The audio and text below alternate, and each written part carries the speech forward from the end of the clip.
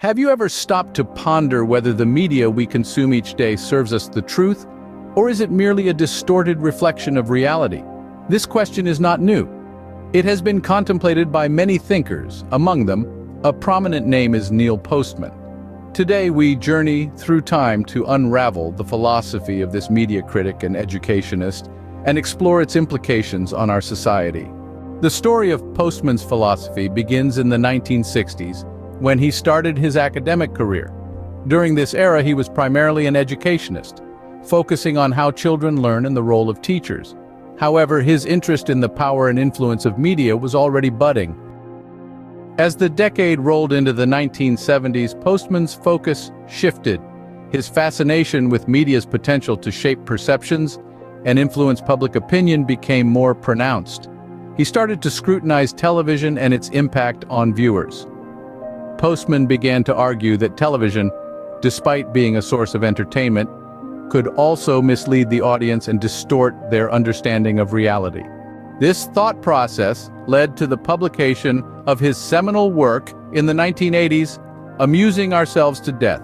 Here, Postman posited that television had transformed all serious discourse into entertainment. News, politics, education, everything had become a show. He suggested that this show business of the media was a danger to public discourse, as it reduced the complexity of issues and events to superficial, bite-sized entertainment. As we moved into the 1990s, Postman's philosophy further evolved.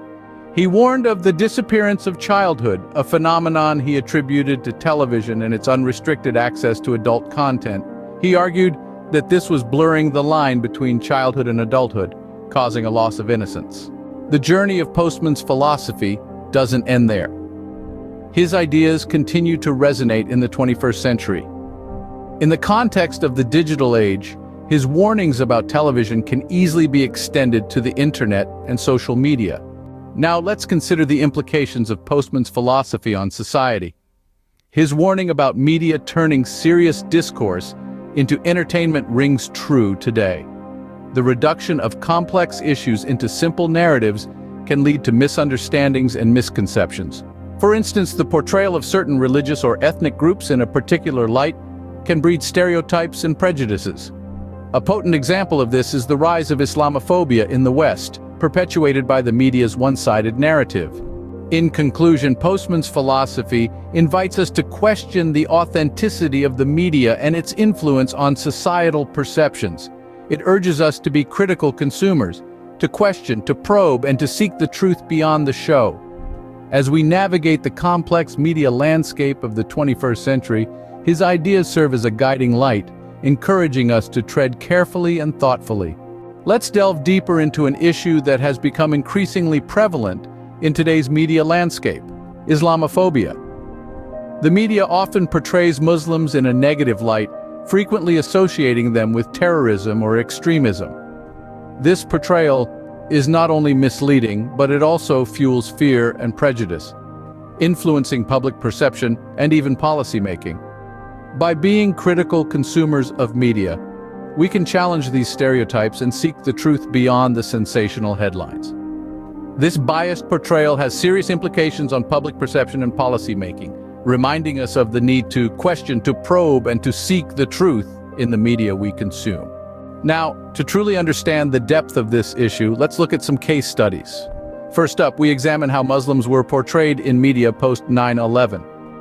In the aftermath of this tragic event, a wave of anti-Muslim sentiment swept across the media, exacerbating stereotypes and fueling fear. Next, we turn our attention to the Syrian refugee crisis. Media coverage often painted a picture of an invasion by Muslim refugees, rather than focusing on the humanitarian crisis at hand. Lastly, we take a look at Hollywood. From the villainous Arab characters of the 90s to the terrorist roles of the 2000s, the film industry has been complicit in perpetuating harmful stereotypes about Muslims.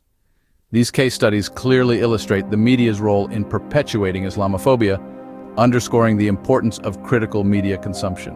So how can we counteract Islamophobia in media? The first step is media literacy and critical thinking. We must question the narratives we consume and check for biases.